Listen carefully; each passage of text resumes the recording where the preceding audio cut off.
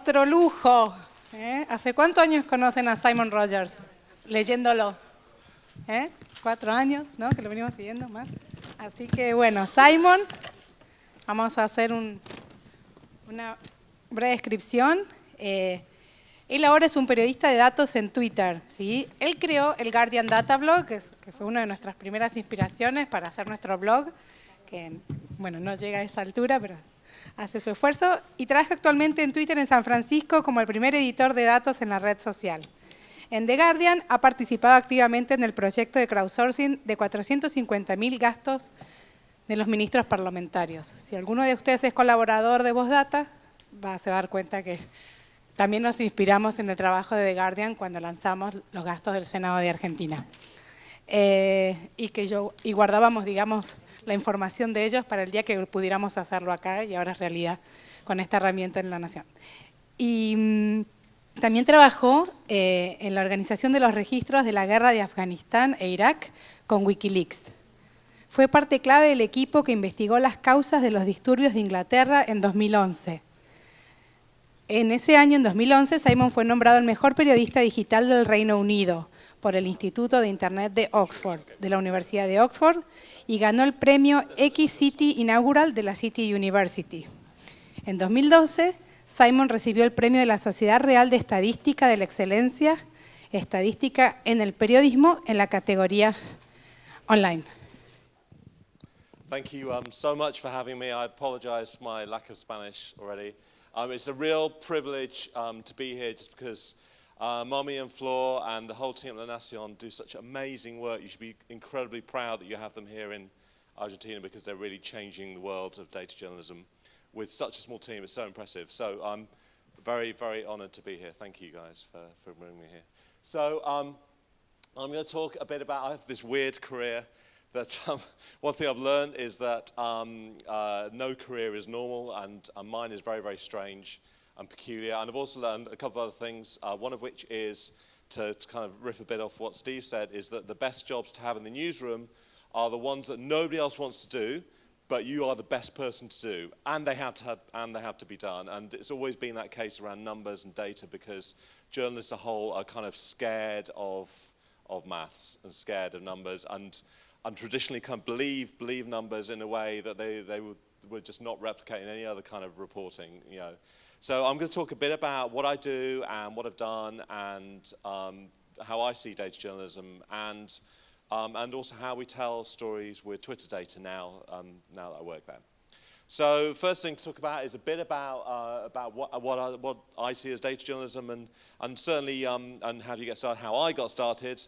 So the first thing, so this is me when I was my son's age, and at that age I did not like maths at all. Maths was particularly scary to me. My school report for maths said, tries hard but has little natural ability, which pretty much sums up my career to date.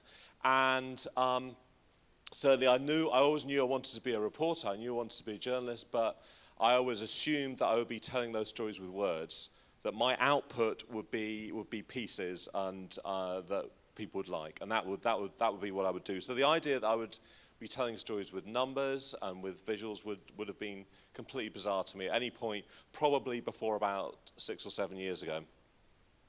And so I wanted to work on a newspaper, and so I was really lucky to get a job on the website of The Guardian. The first news website of The Guardian was called News Unlimited, part of the Guardian Unlimited network, and I was the first editor of News Unlimited at a time when we didn't really know what we were doing online. We were just feeling our way and experimenting with audio and video and graphics and so on.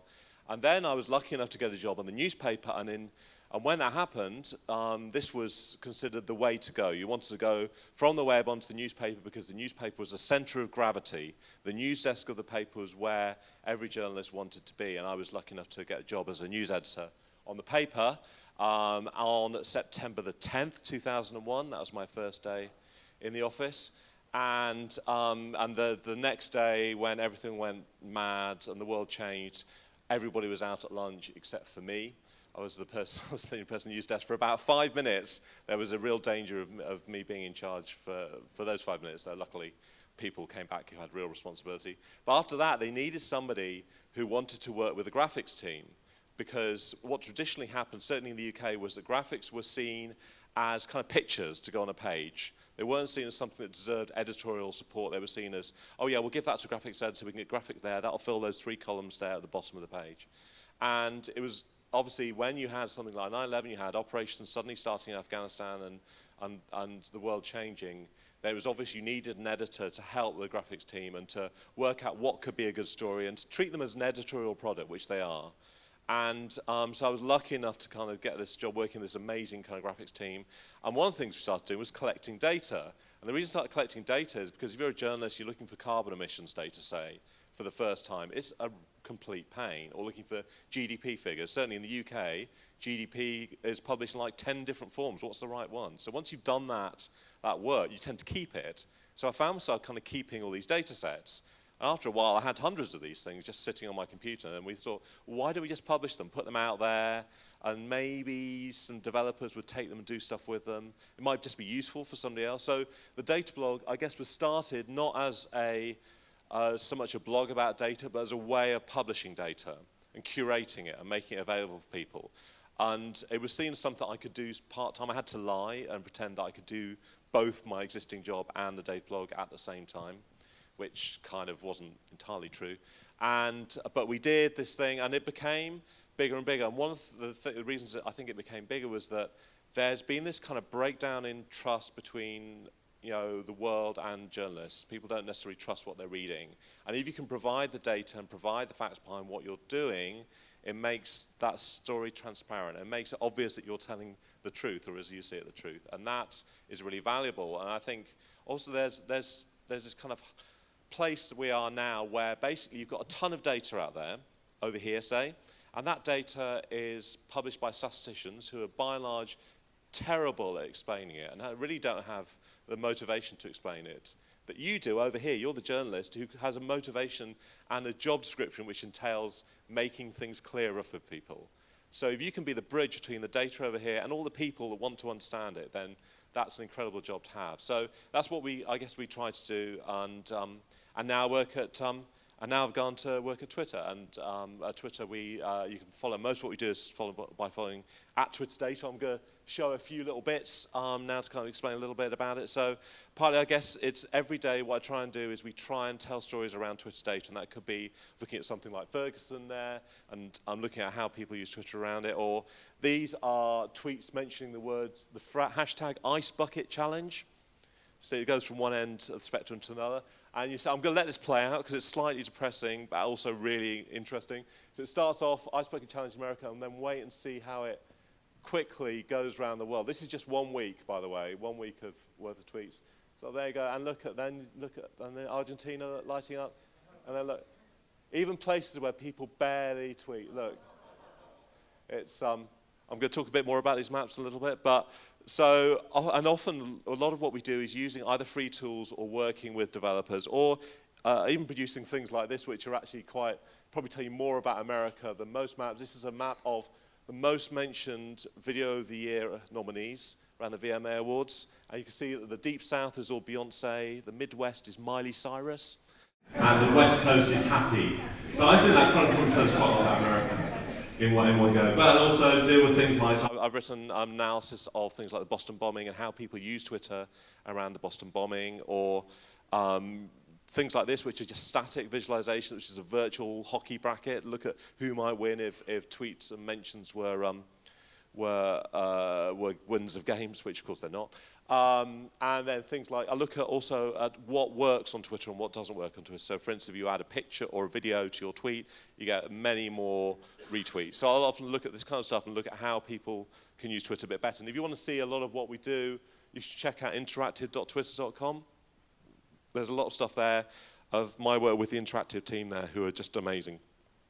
Really talented, and one of my colleagues, a guy called Nicholas Belmonte, who's one of your compatriots. Some of you might even know, who works with us in San Francisco, and is just a bit of a genius. And I get to do stuff like this with Nico, which is obviously being British and obsessed with Doctor Who, and this shows the most retweeted tweets around Doctor Who. In fact, Doctor Who is a kind of thread through my career.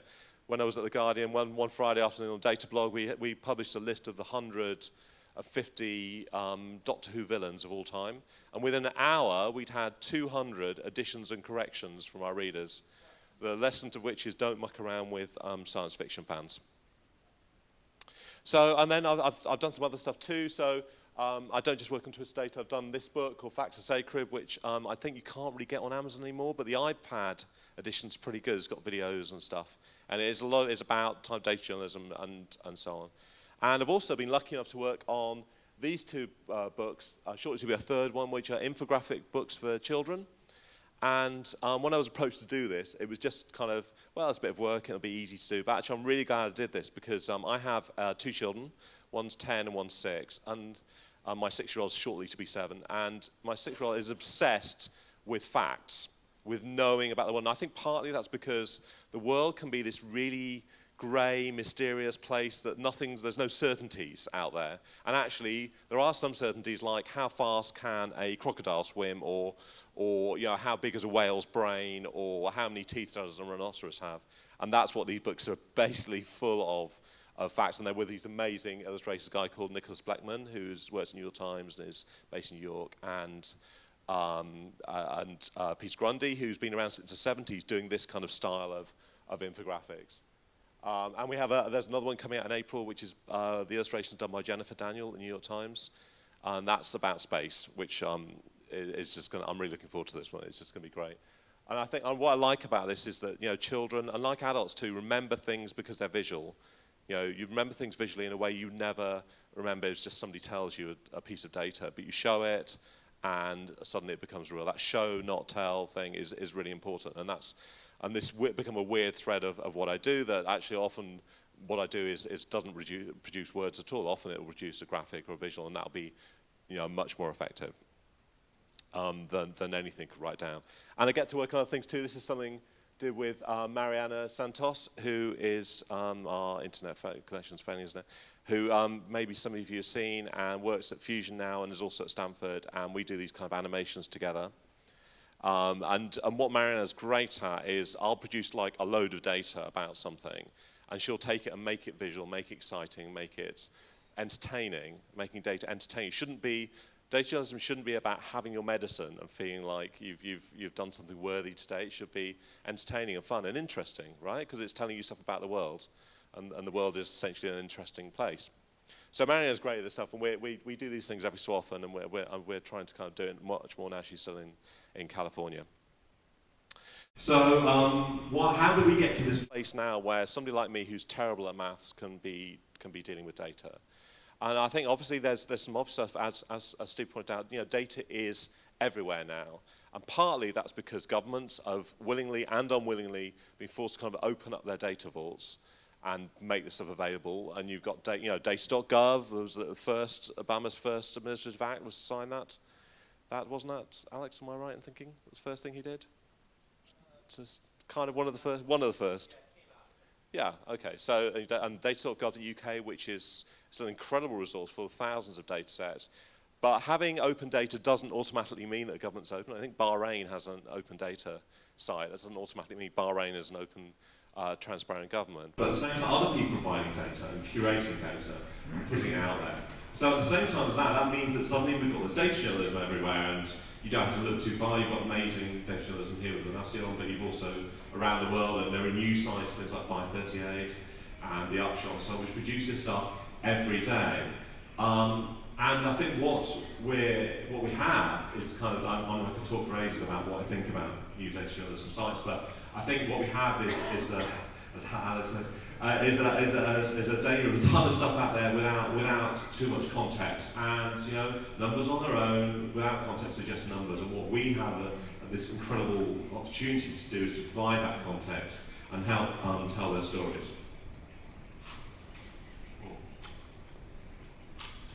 But obviously, we treat data journalism as if it's new. Steve made a really good case about how data journalism's been around with us for a while. Does anybody know who this fella is? William Playfair. It is William Playfair. I've only had one person get this right in the past year. So there you go. So this is William Playfair. So William Playfair was an interesting fella. He was a gambler. It was a difficult guy to know. He took part in the storming of the Bastille, which is not something you can say for most economic experts. But what he wanted to do was also present economic data in interesting and kind of attractive ways. And he invented the line chart, the pie chart, and the bar chart, and all these things that we use and would recognise today. And so the fact we can understand really what that means is why the lovely font, historic font, is a kind of testament to the strength of his vision. He certainly wasn't a designer. Anyone know what this map is?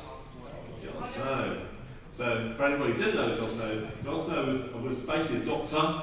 And he was around during one of the biggest kind of cholera outbreaks in London. And cholera in those days was thought to spread in miasma through the air mysteriously. And he thought, well, let's try and bring some facts to that. So what he did is he mapped cases. And this is the dot map. And many graphical artists will tell you what's wrong with dot maps, but it's the best way of representing this data. So I don't care what they say. And each of these black dots, you can kind of see them on the map, were cases where people had died. And what he saw was that those cases were clustered around a water pump in Broadwick Street, called Broad Street Pump, which is it's not quite there. There's a pub now where that pump used to be, but there's a kind of fake pump near it, which you can go and see now. And that changed the world. It changed how we saw the spread of the disease.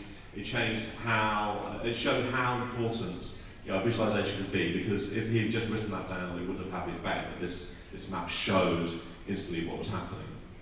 And obviously, my old paper, The Guardian, has a tradition of this. So this is the first news page from May 1821. It's the first ever Guardian. And the front page, this wasn't the front page was all adverts. Because adverts, this is front page with valuable retail space in 1821. Things have changed a little bit, obviously, now. But the first news page was full of stories and a massive great table of data. So it's taken up easily about a third of the page. And that table of data was very, what would now be incredibly uncontroversial information. It's a list of schools in Manchester, how many pupils they had, and how much they cost to run, and so on.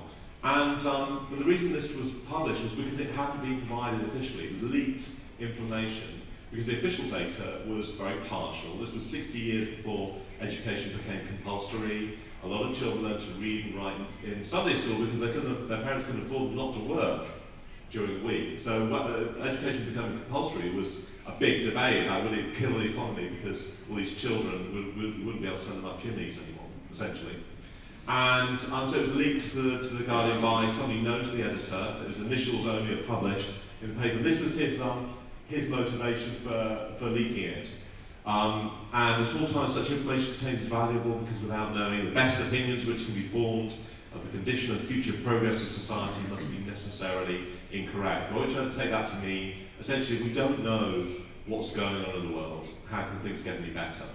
And that knowledge is really important. So that motivation for what we do as data journalists has stayed the same, I would say, but obviously the way that we can present data has changed. And I'm just going to show something which was one of my major kind of annual projects when I worked at The Guardian, which was this, which some of you have probably seen before. And basically all this shows is public spending by government department in the UK as a circle. That's sized by amount of money. And that would seem to be super basic information to get, especially in the UK, which was transparent government. Not at all. Really, really tricky information to get, because each government department had its own annual report, which you had to kind of grab, and that's published as a PDF. PDFs are where data goes to die. Okay, so we would have to get stuff, and the way it was published was the money would be split in different places, and we would kind of try and bring it together. Every year we did this, and we knew that this was being put up within government and Treasury. They would have it on the wall there, because you couldn't get this information anywhere else. But crucially, we would also publish the data and make it available so other people could then take it off and do stuff with it. And that leads me to kind of this idea of open data journalism, that it's not just enough to write about data and show how clever you are because you can do maths. It's important to share that data and make it available, because you have a role out there in democratizing this information. It's not just enough for you to sit back and say, look at me, I'm smart. But we're also at a place now where literally anyone can do what we do. The days when you're the only person in the newsroom who can do a percentage change, which is certainly how I present myself. have got for everyone. Part of that reason is I think summed up by this diagram from a punk fanzine from 1977, Sniffing Glue. This is a chord, this is another, this is a third, now form a band.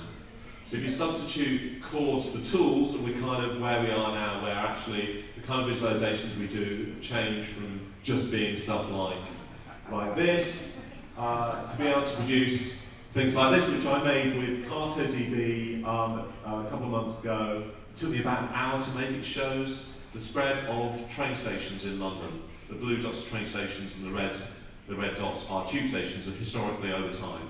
And literally this took me an hour. Now the idea of being able to make an interactive map showing something animated over time in an hour or less, without using a developer and a whole team of people, would have just been unimaginable. You know, not that long ago, when everything was being done in Flash. I remember the first time I wanted to do an interactive map where you could click on like every part of the UK to show something. Like, oh, we'll have to hand code that, have to link it all together. And now that's changed forever. And we have, besides CartoDB, or Google Fusion tables.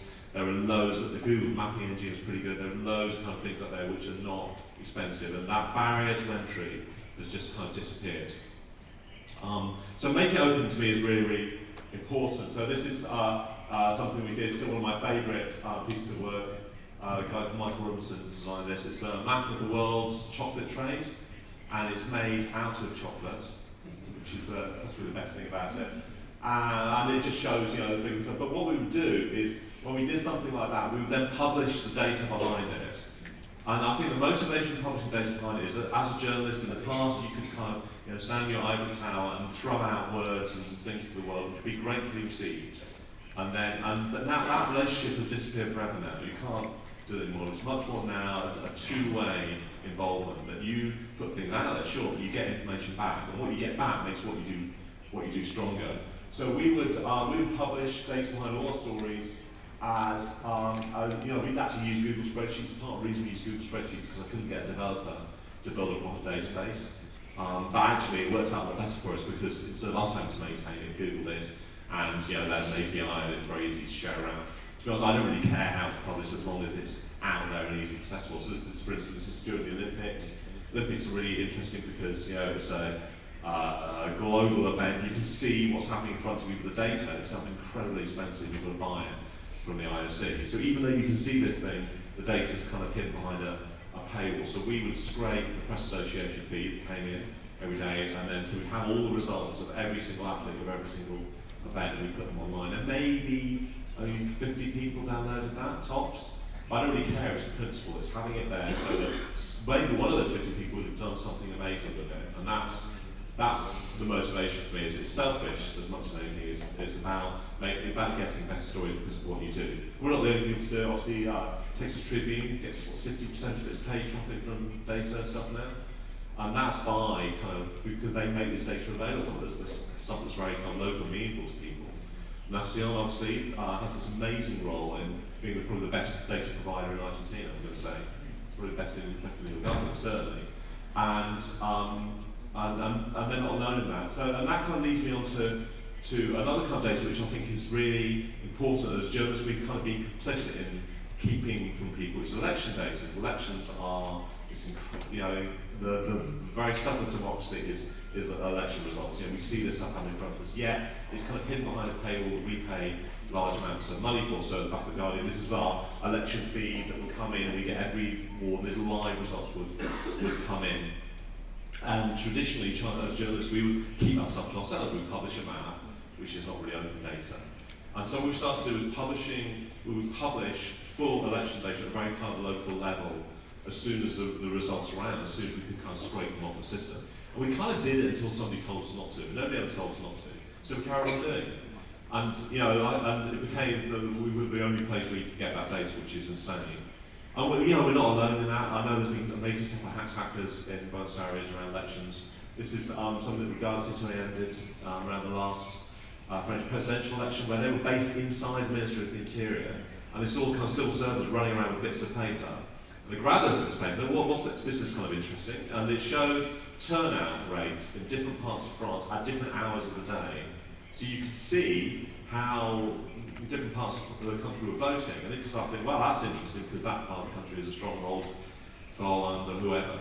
And you can start to kind of tell a story around that. So they grab those bits of paper, they digitise them, they publish them on the CSV. So even though that map is not particularly beautiful, it's what it kind of represents to me that is beautiful, I think. It's this kind of opening up of the stuff of democracy by people who, are they being journalists? I don't know, I don't particularly care. I think as journalists, we're obsessed with definitions of what is journalism. I think, providing information in an accessible way that people can understand is good enough for me. So this is kind of how it affected us, and it's kind of a specific example. So I did this map of poverty in London, and so the red bits represent really poor areas, and the blue bits represent rich areas. Anybody know why this map is not great? I thought it was fantastic, by the way, when I made it. Colourblind, exactly. So Gregor Aish, who's now a designer in the New York Times, but was then a designer in Germany, tweeted, please, you'll take care of your math, the colours are a complete fail.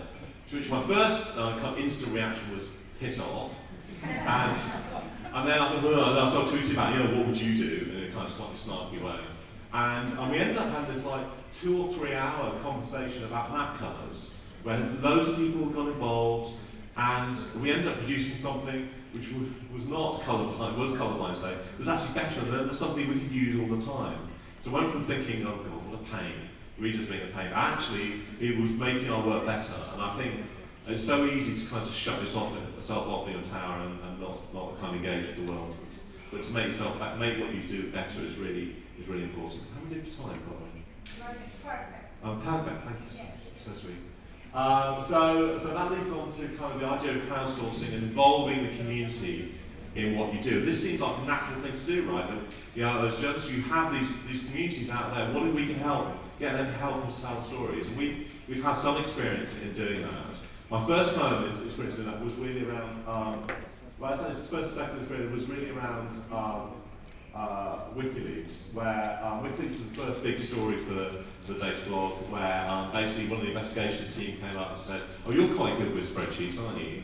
Similar to your experience, Steve. And basically there's incredibly smart people sitting in a room struggling with Excel that were going to help out, because basically Afghanistan and Iraq data was spreadsheets. It was spreadsheets filled in by soldiers, who it turns out great at entering data, because there are really specific rules about how to enter them. And we did loads of things around this data.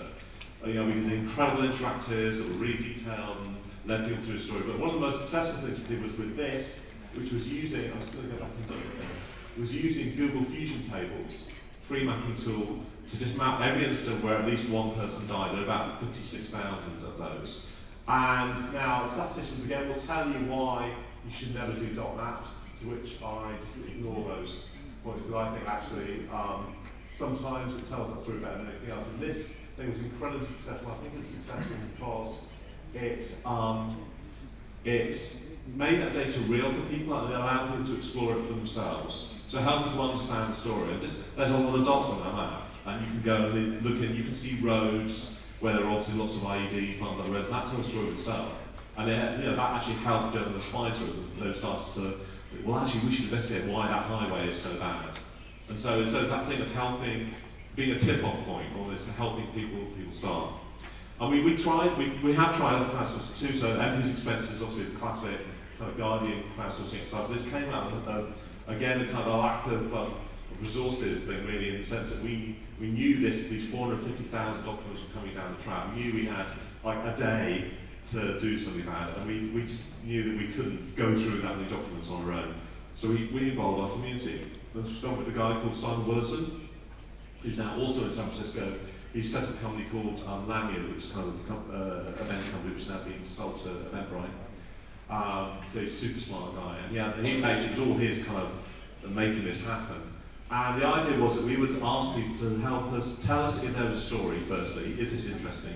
But secondly, help kind of categorise some of the data for us. So what we found was there was one of those bits was very successful, which was the tip-off element. So within 2 or 3 days, a week maybe, we had 250,000 documents gone through by readers, which is amazing. Right? There's incredible kind of interest. And that was fantastic, and that produced loads of stories for us, but what we found was the interest, which had peaked so quickly, just disappeared off, and what you ended up with were a few people, a handful of people who were kind of obsessives about political data, which is great. So there's one guy who did 25,000 pages on his own, which probably makes know more about political scandals in the UK than the whole kind of lobby that all put together.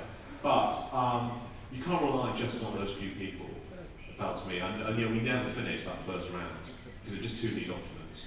And I think this is the problem as journalists, when you do crowdsourcing, we're always in a hurry. We don't have endless time to do something. And it feels to me like the way to do crowdsourcing well is to look to people who do have endless time to do something, or are so obsessed about it doesn't really matter. So one of the people I've worked with, I just like this picture, this isn't from them. It's a company called Zooniverse, and what Zooniverse do is they crowdsource photographs. So for instance, they crowdsourced images of the surface of the moon. They've also, one of the things they did, which was a project that I thought was just amazing, we did a bit of work on, was they crowdsourced old Royal Naval records. So logbooks from captains at sea, they would record every day the temperature and the latitude and longitude. So you've got this amazing kind of history of climate change, if you can get this stuff digitised. And they've got an incredibly good system of having people kind of police themselves, so the community, everybody looks at each other's work, and it becomes kind of community policing thing, and it works. And it meant, for instance, we were able to just take one little element of that data and do something like this, which is, you can't really see the map, which is a bit of a shame, but these are the naval records just before the start of the First World War, and you can see the First World War start just about, now there we go. And that's amazing, that's the data kind of like, telling a story that we know the First World War started, but actually be able to see that suddenly there's lots of ships going around the world, and some of them not coming back is interesting, and that's just scraping the top of what you can do with that data. So this is a workflow to kind of how it works for me, and kind of really how it works for me still. And so often we would start with, at the top of the kind of the chain of this stuff, is the kind of fact you get to receive data, or you'd have a theory to explore. There'd be somebody in the newsroom who would want you to do something, or this might be a breaking story. So now it might be about Ebola, for instance, or maybe swine flu, or whatever's going on around the world that there's something you want to look at. And the second part of that always felt to me that you had to kind of have some rough idea of what you're looking for. I mean, especially with Twitter data, because we're in 500 million tweets every day. I have to have a rough idea when I go in there of what I want to get out of it. I don't know what I'm going to get out of it, but I know what questions I want to ask. And if you don't start from that point of view, just this tiny needle in a giant haystack. And a lot of data journalism is incredibly simple. Statisticians would mock the idea that we're dealing with hard data. You're dealing often with percentage changes, or comparing one place to another place. Maybe ratios is the most complicated. That's 9 times out of 10. That's kind of how it works. And then you get this bit, and this bit probably takes about 80% of the time, and it's really boring, which is just cleaning up the data and making it tidy enough. And send PDFs, data coming, even a spreadsheet where you've got kind of different columns in the wrong place, or merged cells. Merged cells are the curse of open data. It might make things look easier to read, but they're impossible to use, and you have to demerge everything and make sure you haven't mucked anything up. And then you get to perform the calculations. And this last bit is kind of the fun bit, really, where often I think it's really good for me, certainly, to have a kind of sanity check on the data, because often you would come up with a story, it would look great and brilliant, but it would be wrong because there's something wrong in the data. And treating the data skeptically as you would any other information feels to be really important. So, for instance, I think we had some population data, I think it was from the UN, where the UK's figure had a decimal point in the wrong place. And what it's meant was that the UK came top of every per capita measurement, which I thought, this is a great story, but is it right? And it wasn't. So I think having a vague idea of how many people are in the world, or how many babies are born every year, or whatever, it's just kind of a good thing to keep in your head. Like, what's wrong about this data that seems so right? I think it's really important. And the end of it is the output, and I say output because it's, in a way it sounds a bit programmer-ish, but your output as a journalist has changed. Now, it's not just words, it could be a visual, it could just be a number of itself can be interesting. Just saying there's a number, this is going on, is It can be fascinating in itself, and I think that's what makes it such a great area to work in, that every day what we do is completely different, because every day the results of your work are completely different. So I'm going to I'll try and do this really quickly, because I want to talk a bit about this data. I'm doing okay. So this is kind of, for me, an example of how data journalism can go from being kind of quick and dirty through to being more kind of academically rigorous and sophisticated. And so this is around 2011 riots took place in the UK, and this was a huge deal. If you were in London at the time, you didn't know whether you could get down to the end of your road, without being either stopped by the police or getting in the middle of some kind of fracas that was going on. And it started when a kid was shot by police in North London and kind of escalated. And obviously, it's not new to the UK. We've seen in Ferguson where a police shooting can spark a whole kind of a whole period of civil unrest. But the difference, obviously, in 2011 was that, unlike the previous time when this has happened, which would be 1981, in 1981 we didn't have social media, we didn't have breaking news. A judge was going to come and give a verdict on how the riots had started, and we were going to wait kind of respectfully for that. So in the meantime, what we have, as there was going to be no judicial inquiry into the 2011 riots, was incredible kind of rumour mill going around and spreading around the place. We thought, what can we do on the data test about what's useful to do? And the first thing, thought, well, let's do this, which is possibly one of the ugliest things that we've ever made. It's also seriously one of the most highly trafficked things we've made. Just a Google Fusion map showing verified incidents. And by verified incidents, I mean things that we can check have definitely happened. So that meant, that the BBC had been there, one of our reporters had been there, there was a wire source we trusted, and the data was very straightforward. It was just location, geography, time, and what went down there. And so we had a data set. We had a data set of 400 or 500 incidents that we knew had definitely happened, and we published that data, of course. And made it online, and it was super popular, I think, partly because people could search for their postcode, they could find out where they lived, what was going on, where they lived. And making data personal is a really important part of what we have to do, making this complicated, big metadata seem relevant to people at a personal level. So we did that, and we thought, well, that was great for the couple of days the riots were going on. And then when they finished, we thought, well, it'd be really interesting to see what kinds of people were being arrested, who was ending up in court, and what was happening to them. So we thought, well, this is great. What we'll do is we'll ask court reporters to compile a list for us. Because when I was trained to be a journalist, every court had a reporter in it. This is how long ago it was. But obviously by 2011, there are barely any court reporters left in the country, because it's not economic, right? So the court reporters there were in the one court which had maybe a celebrity or an interesting case. And what we didn't just want those cases, we wanted every case. We wanted the ones that nobody would report on because they were too normal and mundane. But we wanted that data. So then we said, well, let's go to the courts and we'll ask them for this. This is public information. And if you're a journalist, you go to court every day, you get a big sheet of paper that tells you who's in court each day. And at the end of the day, they have something like this, which is the court report, which basically shows you what happened to them. We went to the courts and we said, we'd like your court reports, please. And they all said no. One court tried to charge us £15 a name, which if you think there were 4,500 people arrested, that would have been kind of an expensive operation for us to do. So we went back to the Ministry of Justice and said, you're supposed to be open and transparent. This government is supposed to be transparent. Can't you send an instruction around to the courts to release this data? So that's what they did. They sent an email around to all the courts, and suddenly we got swamped with PDFs. Of course there were PDFs. And it wasn't just riot-related cases, it was every case. So even though there are 4,500 arrests, there were many more other offences taking place. And the magistrates' courts is like the first layer of courts in the UK. The magistrates are ordinary people, basically. And as those cases then get referred up, or people from those courts often most likely get fined. You're very unlikely to go to prison in a magistrate's court case. And we were interested in that. Were people being treated differently? Were they being sent to jail or remanded into custody, sent to prison until they could have another court hearing because they'd taken part in the riots?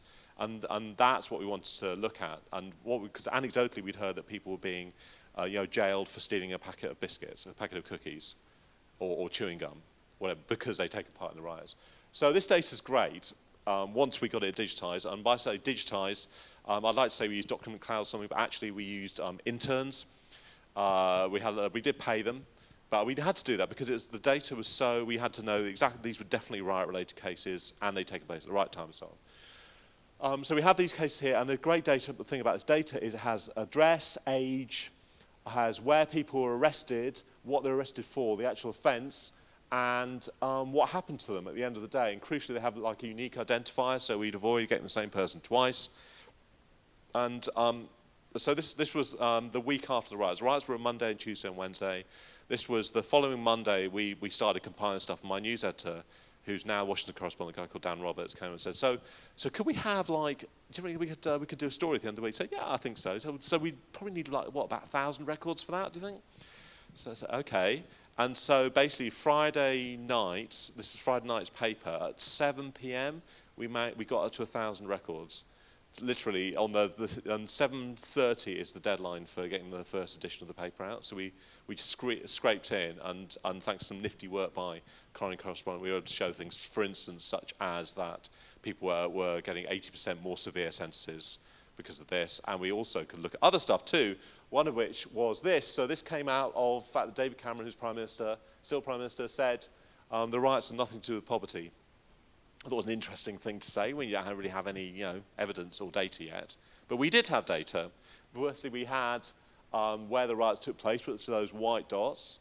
And we knew we had poverty rankings because we already had that data. And this is Manchester actually coloured up by relative deprivation, they call it. So the blue areas are rich and the red areas are poor.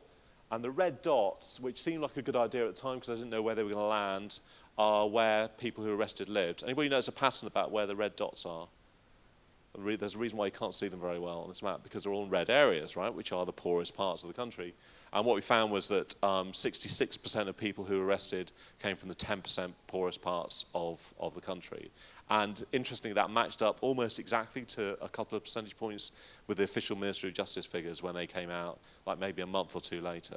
So the fact we were able to do this within 2.5 hours of Prime Minister sitting down is incredibly powerful as a reporter, that you're able to challenge the official version of things quickly and easily and without having to drag in a whole team of developers, but you can do it by yourself. And we also did other things too where you did need some help. This was made with a company called ITO World, who do transport mapping. They map the most likely route from A to B, and we were interested in this idea of a riot commute, which is a phrase that a government minister had used, about how far people would have travelled, modelling how far people travel from one place to another. So this is London. I'm just going to go back to that one, because the thing about London is there's lots of villages joined together, essentially. So there's lots of town centres, and people, you can see, kind of didn't travel very far. The average distance travelled, if they went from home to us, was about 2.5 miles. So it's where they're arrested. Manchester's quite different because it has one city centre. And the average distance was over 20 miles. One guy travelled 35 miles, and he was arrested, which is kind of, and so being able to do stuff like this is interesting because it shows that a lot of data journalism, I guess, is about working with other people who have these amazing skills and can do things that you're not able to do. And this led us to the Reading the Riots project, which was based on the Detroit project, which is Phil Meyer's amazing work from 1967 Detroit riots, which was a serious event. 43 people died in those riots. And he led this team which went out onto the streets to actually ask people why they'd been involved in the riots, and bringing kind of academic rigor, I suppose, to journalistic investigation. And we wanted to do that too. And the Reading the Riots project became a proper academic project. It was led by a guy called Paul Lewis, who's also in Washington now. And we worked with the LSE, the London School of Economics, to produce a proper kind of study of this. And it was really interesting. It showed lots of stuff, like, for instance, if you ask people who live in Britain, how British do you feel? 90% of people say, we're very British. If you ask people who were involved in the riots how British they felt, it's like something like 20% said they felt very British. It produced all this incredible kind of quantitative and qualitative work about the riots. And also led to other work too.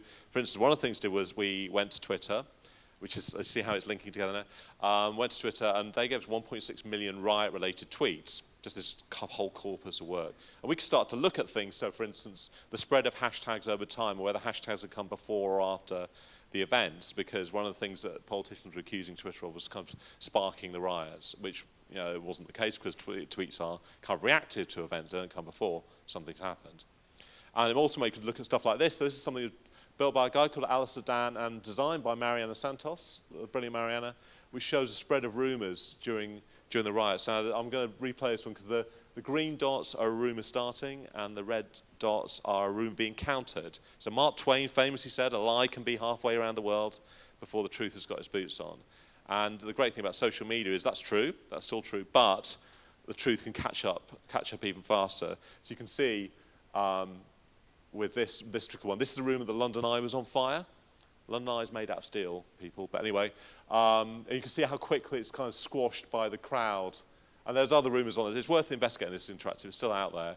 The other rumours include things like that people broke into McDonald's and started cooking their own burgers, which I really hope was true, but I'm not sure it is. So this really led me to thinking a lot about Twitter data and how I would work with it if I worked there. And then I got offered a job there, and now I do work with Twitter data. So I'll talk a little bit now about how we use Twitter data to tell stories. Flora, am I still okay for time? Okay, all right, I will do this fast. So the thing about Twitter data which makes it fascinating is it is a real-time heartbeat of the world. This is a map produced by a guy called Miguel Rios, who worked with Twitter, and it shows geotagged tweets. And the cool thing about this map is that there's no map. It's just the tweets. And you can see how they reflect natural features. So this is Manhattan. You see the Staten Island ferry there, coming off the bottom. A lot of tweeting on roads. We're going to hope it's the passenger of the car that's tweeting. And then this is weird because, at Twitter, we don't really collect data about you. I don't know who your sister is, what movie you saw last night, unless, you tweet about it. But despite that, there's a lot of kind of public information which is out there that we can use to try and tell stories. So for instance, we take this, still the most retweeted tweet of all time, although that number's gone up a bit since then. And what can we measure on this tweet? So for instance, who sent the tweet is really significant because if you're one type of person, so for instance, if you're verified, you're much more likely to get interacted with than if you're not verified. And how many followers you have and all that stuff, that totally influences how that tweet spread around. The language of Twitter is endlessly fascinating, and it's also what makes this data a nightmare to work with. There's a guy called Francisco Ozario, I can never pronounce his last name, who said recently that Twitter data is like qualitative data at quantitative quantities, if that makes sense. There's tons of it. There's 1 billion tweets every 2 days. And the way people tweet, we have to guess. So we know, so it's policed by the community. So the community came up with hashtags. Twitter didn't come up with a hashtag. But we have to guess every day. If you're talking about a World Cup match, you're going to say, England versus Germany, great. Or you're going to say, great. And if you just say, great, how do we know that's about the game? So when we're dealing with data, we just try and narrow it down to stuff we know is definitely about what we're interested in. And if you add a picture, it makes a difference how that tweet's interacted with. So tweets with images get, I think it's between 35 and 50% more interaction, more likely to be retweeted because they have an image on them. And then there's the retweet. Retweet was traditionally the big number we would look at because it's easiest to get. But now, increasingly, favorites are really important. So for instance, my mum doesn't really tweet very much. She kind of is a consumer of my tweets of Twitter and favorites everything that I tweet, which is nice. So I get emails saying your mum has favorited what you've tweeted today. But certainly with images and so on, often people will favorite things. I favorite stuff as a private kind of filing system. Some people do it as a kind of fist bump to somebody else. Other people do it as a way to end a conversation. They favorite a tweet rather than reply to it. There's lots of ways that happens. And then you've got the kind of the timestamp, which is obviously great. And who interacts with that tweet can be really significant and really matter because it can change the shape of a conversation. If one person with a lot of followers retweets your tweet, then it changes how that conversation goes. So what do we do with that? We do stuff like this, for instance. So this is something we did during the Oscars, which is an interactive tree map, basically. A tree map is a pretty old kind of statistical way of presenting data. But instead of squares, you've got images which are sized by a number of retweets. And we did it live during the Oscars, which was quite a stressful event. It started off like this. You can see kind of a weird mix, including that's a lot of Frozen. That's Idina Menzel in her dressing room on the left. Slightly less glamorous than I would have imagined, and so on. And then during the night, it gradually becomes more and more kind of Elenified, I suppose, as Ellen kind of took over the Oscars. And then by the end of the night, it looked like this. And the thing, often when we're doing stuff now, this is a big difference for me, I guess, is that we're making it for other people. So traditionally, I would be doing stuff for myself, essentially, or for The Guardian, or whoever I worked for. And now we make stuff to be embedded elsewhere. So stuff that I've made in the last year has been on BuzzFeed, or Washington Post, or Time, or even back at The Guardian, ironically. And it's this weird thing where everything we do is shareable and embeddable, and it's been on Atlassian too. I think you've had a couple of things that we've done too. And this is the kind of data that we're starting to get into now. We haven't really done so much about in the past, but increasingly I think you're going to see this kind of data. This is about impressions of a tweet. And by impressions, I mean the number of times it's seen. Because people like my mum, who doesn't necessarily tweet everything or retweet everything, they do still consume tweets.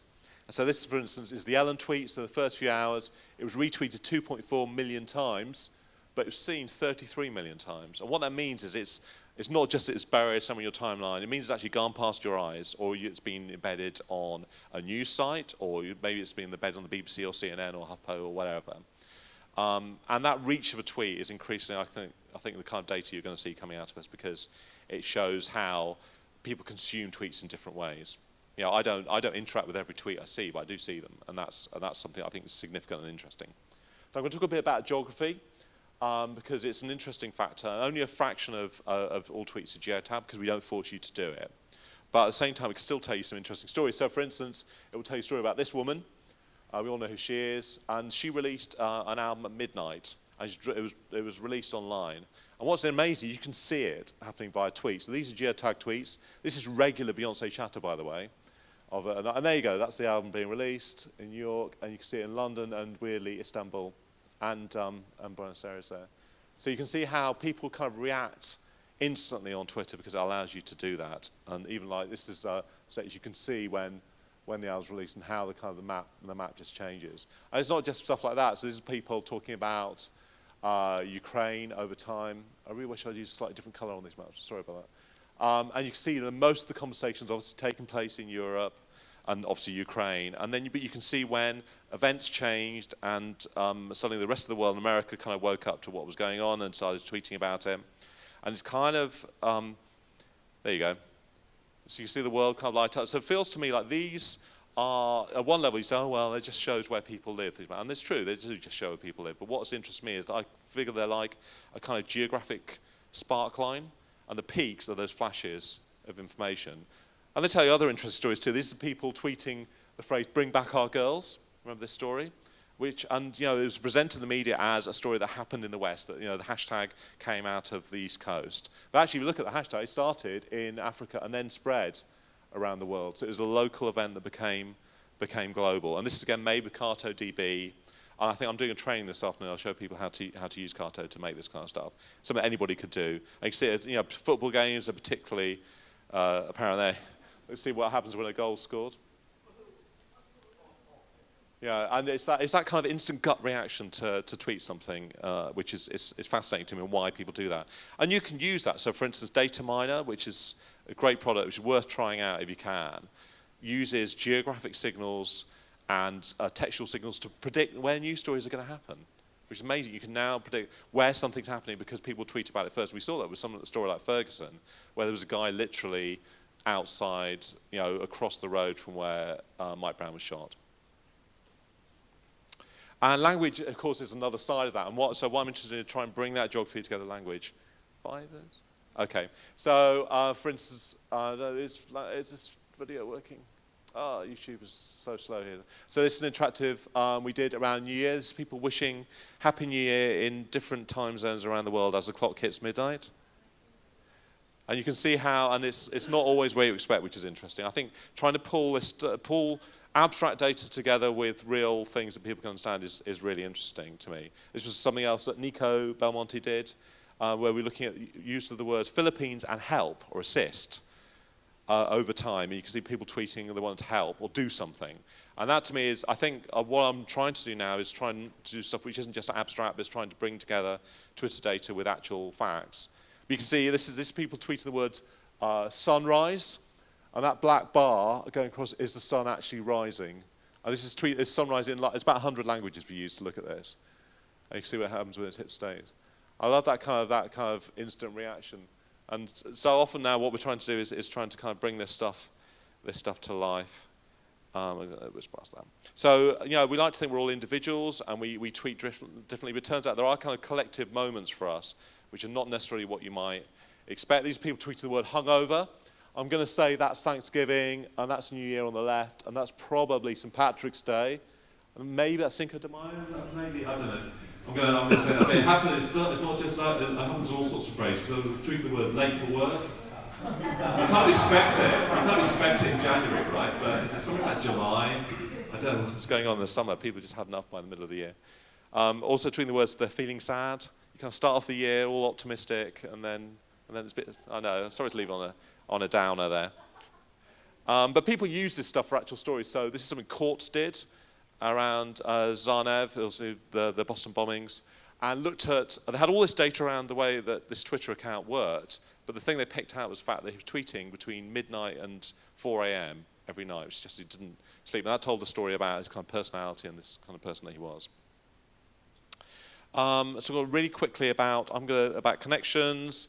This is something we did recently, which we're going to use kind of around the world, which is looking at kind of local geography of followers, where people follow. This is football teams, but it could be anything. It could be politicians. And I think follower data is really interesting. That's the 49ers, by the way. And this is the Dallas Cowboys versus the Houston Texans, which really matters if you live in Texas, by the way. And we looked at other stuff too. So this is connections of people talking about different football players in different cities. This is proper football, Premier League football, not American football. Around the transfer window, which is where people transfer. In fact, people in Liverpool talk about players that are going to go to Liverpool, which is kind of obvious, but. And I'm going to go past that, even though it's lovely, because we don't have much time. And then this is something that I think is really interesting, we're just scraping the surface of, which is connections between people who are in the same area. So these dots are coloured by different athletes in different sports, and one colours football, one colours for motor racing or whatever. And I just assumed that football players would only talk to football players, but it turns out there's all these conversations taking place across kind of different verticals, which are linked weirdly by this strange thing in the middle, which is mixed martial arts, kind of unites all athletes. And I think the kind of the conversation in different verified people in different areas is really interesting. So I'm going to whiz past this stuff and talk really quickly about how we might deal with a specific example, which is this is something we did around the State of the Union speech, and we were starting to think about how can we tie in the data to the speech itself. And this is where we started with, which is so abstract. It's kind of pretty, but it's abstract, where each column represents a state and each row represents a minute, and the darker the row, the more interaction of that state at that minute of the speech. And it led to this a bit, which was kind of all right, but it wasn't really what we're looking for. And we ended up with this, which I really like a lot, because it's got the actual speech. You can click on the speech, and it will show you what was happening on Twitter at the moment that you can click on the speech. And that, for me, is where this data should go, because it's bringing this abstract, crazy, messed up qualitative data together with actual events and trying to show how people respond to an event as it happens. And so you can click on different bits of the speech, all the data, and show you what the kind of interaction was like across the country and around those issues. So that providing context is really, really important. And this was the motivation behind coming up with a tool that we've developed called Twitter Reverb, which we built with a company called Periscopic in Portland. And the idea was to allow anybody to make a visualization of Twitter data for free, as long as we had to okay them to do it, because the API would collapse otherwise. So the Nastion have had it, for instance. We give it to great partners. The idea is you just put it's a visualization tool for people that don't do visualizations. So you put in a couple of keywords, and you get a shareable, embeddable kind of chart back of that data that you kind of annotate with tweets. So you're kind of trying to give the story a bit of context. And so that's, I kind of think, where we're going with this. We've got a new version of this coming out this year. And so at the end of it, I suppose tying it all together is this idea that what we're doing really hasn't changed that much from when I first wanted to be a journalist when I was 7. Really, what it's about is really telling stories. And it's just that now we have so many ways to do that, that it is indeed a golden age. Thank you.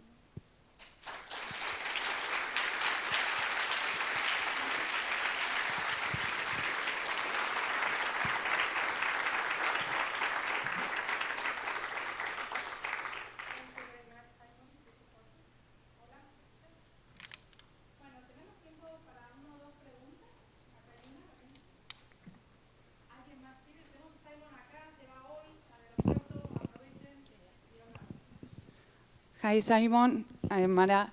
I ask you in Spanish because my English is like your Spanish, so okay.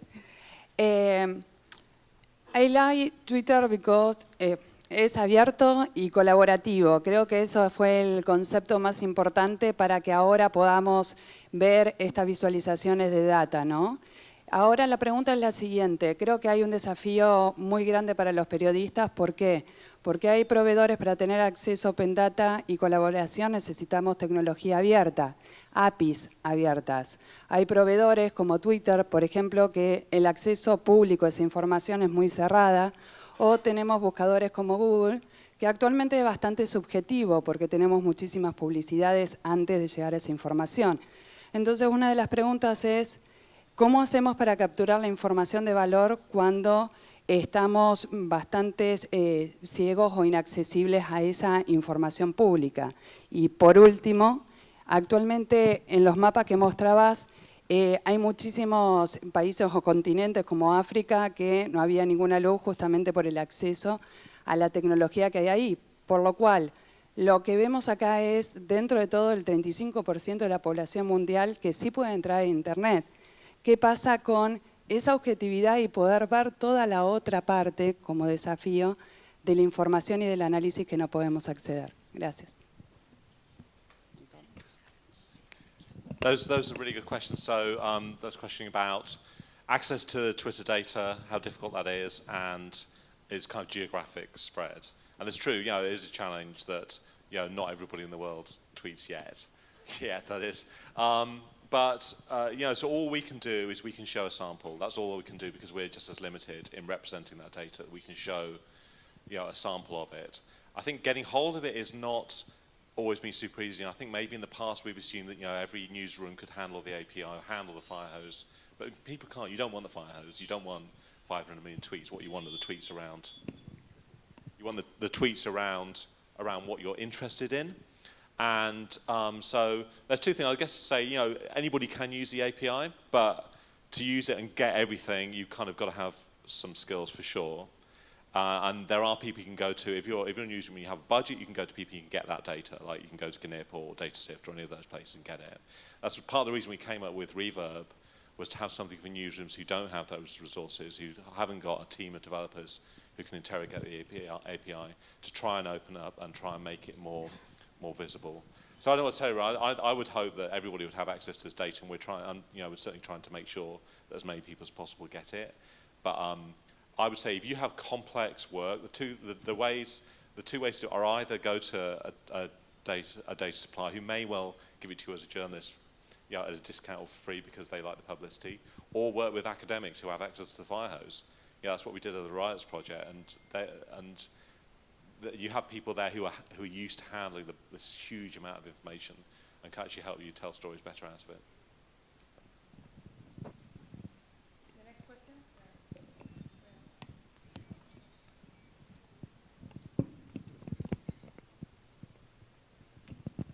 Bueno, buen día. Gracias por venir a Buenos Aires. Dos preguntas. Una es cómo hizo, como nos pasa a los periodistas, naturalmente superar la matemática, qué ejercicios empezó a encarar, a abordar. Y el segundo punto, ¿qué tipo de acción o foco recomienda, de acuerdo a su experiencia con los gastos del Parlamento de Londres, para poder encarar en Buenos Aires sobre el trabajo que hizo la Nación con los gastos del Senado? En primer término, ¿cómo podemos conmover a esos legisladores para que bajen los gastos o transparenten? Y en segundo término, incitar un poco la reacción de la gente, si eso apunta por una visualización de los gastos o alguna otra idea que usted nos pueda aportar y de acuerdo a su experiencia. Gracias. So the question was about how I overcame my fear of maths, and also about how you can change things using publishing open data. I think with the maths thing, I realised that data journalism is not about maths. Okay, it's not about maths. It's because you have so many tools now. You know, you don't have to work stuff out by hand. It's about, or maybe it's about maths in the way that, you know, my daughter has a really good maths teacher now who says it's about making the numbers relevant to her. So she understands them because she can explain something that she's trying to understand about the world. And I think maybe that's how it worked for me, that actually I could see, well, this is the only way I can tell the story is by learning how to do a percentage change, say.